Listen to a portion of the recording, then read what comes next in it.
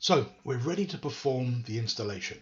If you need a copy of the software, reach out to your local Conducive office and request it. You can see all the details at conducive.com/contact.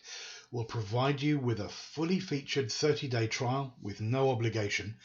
So with that being said, let's go ahead and get the V-locity Management Console installed. You'll notice that there are no reboots required, and the same is true actually when using the Management Console to push install V-locity across the network to live running servers. There's no disruption whatsoever, and the users won't be interrupted. So let's minimize the browser. So here I've got my trialware license file, and I have a copy of the installation media. So let's go ahead and run that.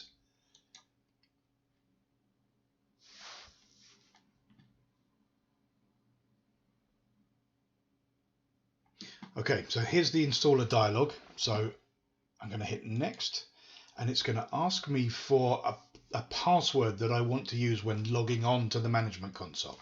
So let's set one.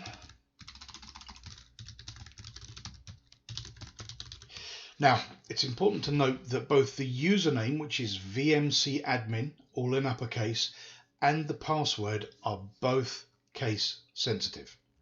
So don't get caught out with that. So let's hit next.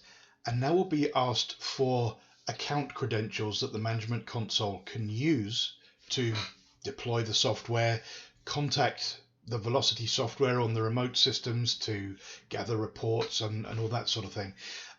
You can use a domain administrator account, or you can use a local administrator account. So let me take a moment and just type in my details here. If I can spell correctly. Good.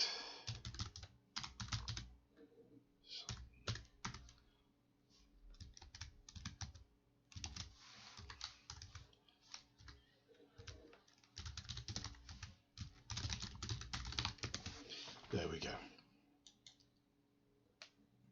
And this is to set an LDAP filter to limit what the management console can see to specific organizational units.